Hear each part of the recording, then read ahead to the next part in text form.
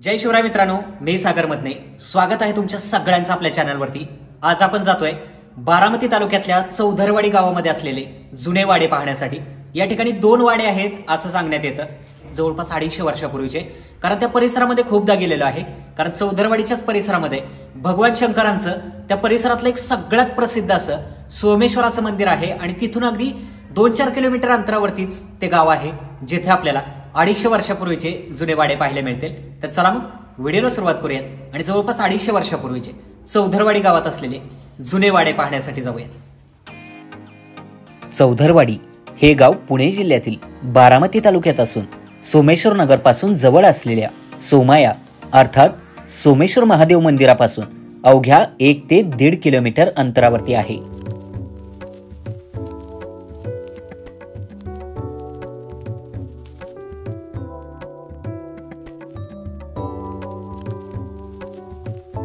भगवान शंकरांचे हे या भागातील सर्वात प्रसिद्ध मंदिर असून मंदिराच्या मागील बाजूस असलेल्या या कुंडाजवळ पूर्वी खरे खोटे करण्याची प्रथा होती. कोणताही वाद अथवा तंटा मिटवण्यासाठी पूर्वी लोक याच ठिकाणी येत आणि खोटे बोलणाऱ्याला स्वतः महादेवाकडूनच शिक्षा मिळते अशी पूर्वीच्या लोकांची श्रद्धा होती. त्यामुळे या ठिकाणी येऊन कोणीही खोटं बोलण्याचं धाडस करत नसे.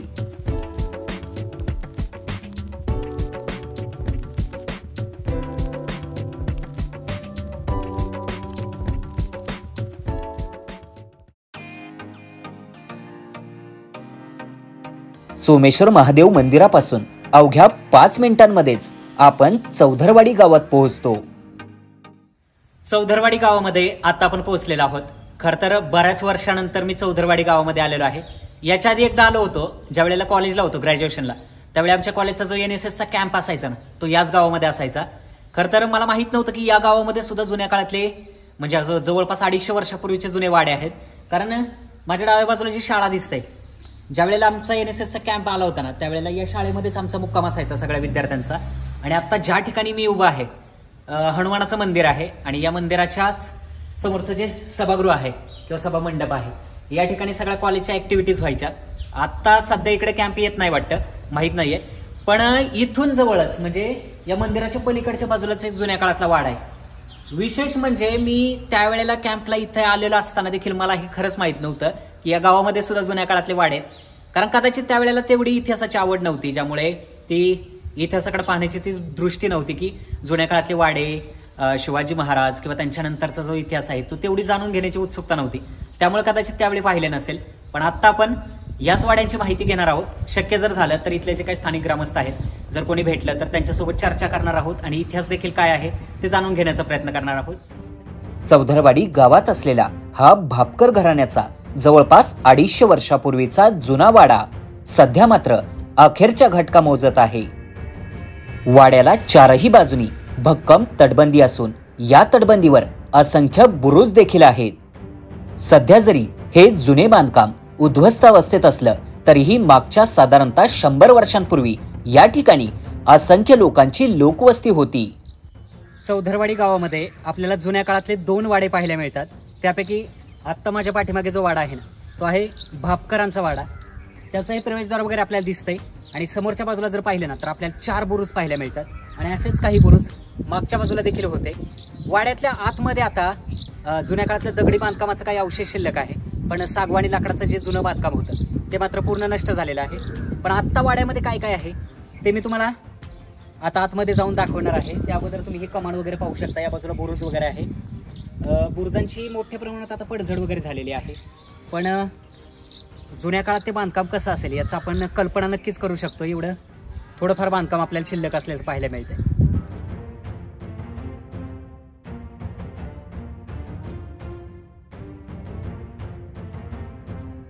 जुन्या सागवानी लाकडाची छत असलेल्या असंख्य खोल्या या वाड्यामध्ये पूर्वी अस्तित्वात असतील. वाड्याचे जुने वैभव आता पूर्णपणे नष्ट झालेले असून सध्या मात्र या उद्ध्वस्त झालेल्या दगडी बांधकामाचे अवशेष पाहायला मिळतात.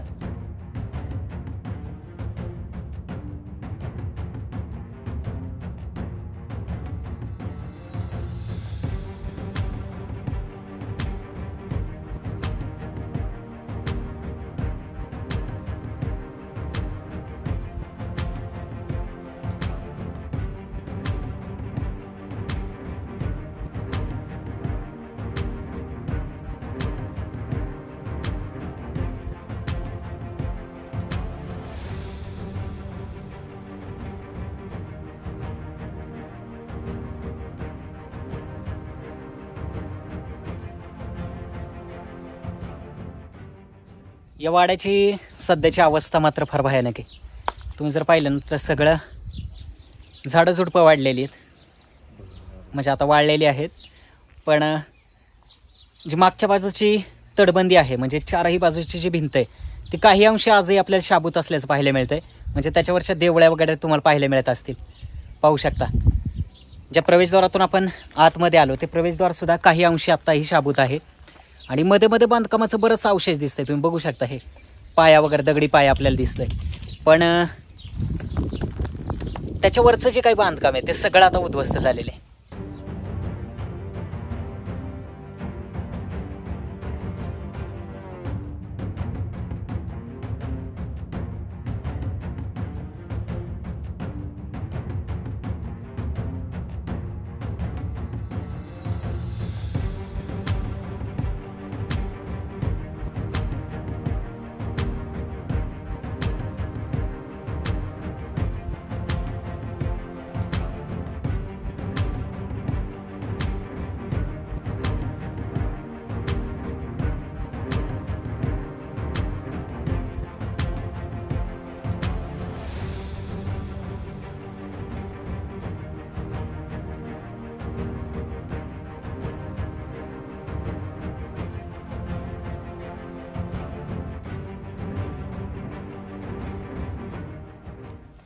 मोठा वाडा आहे तेव्हा. किती वर्षापूर्वी इथे लोक राहायचे?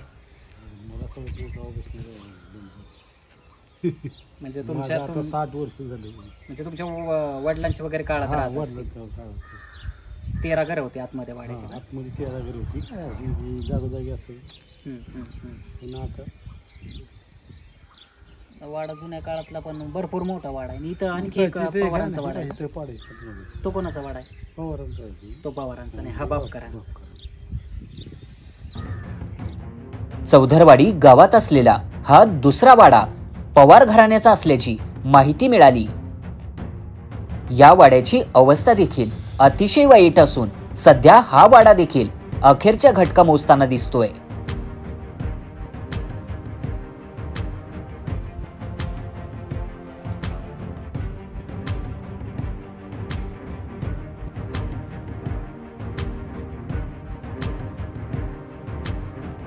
वाड्याच्या दगडी भिंतीवर असलेल्या असंख्य देवळ्या पाहिल्यानंतर या वाड्यात पूर्वीच्या काळी शेकडो लोकांचा वावर असेल हे आपल्या लगेच लक्षात येईल.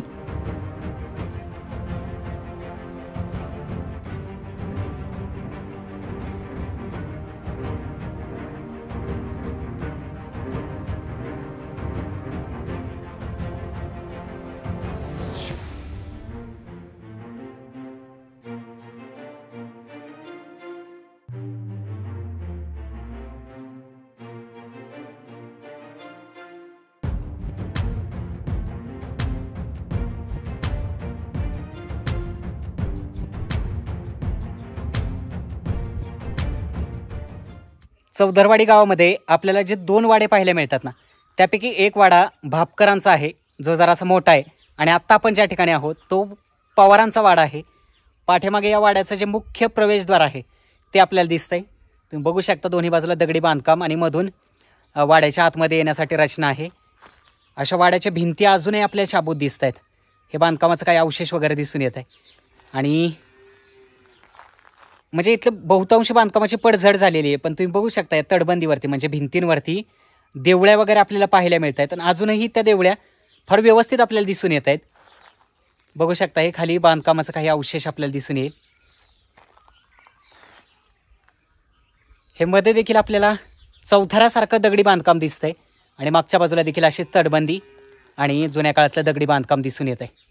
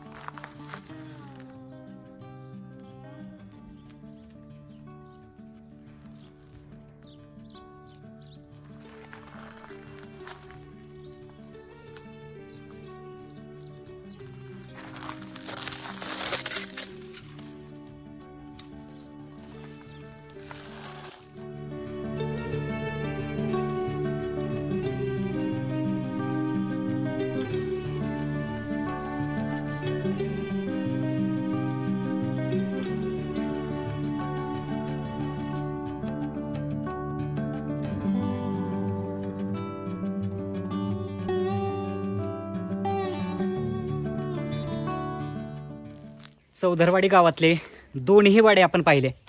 वाड्यांच्या आतमध्ये आता काही शिल्लक नाही, म्हणजे जुन्या बांधकामाचं दगडी अवशेष आपल्याला पाहायला मिळतंय. पण सागवानी लाकडाचं याच्यावरचं जे काही बांधकाम असेल ते सगळं आता नष्ट झालेलं आहे. या वाड्याच्या बरोबरमध्ये दगडी चौथऱ्यासारखं काहीतरी दिसतंय, पण आता सध्या ते ओळखणं मुश्किल आहे की पूर्वीच्या काळी या जागेचा मुख्यत्वे वापर कशासाठी होत असेल.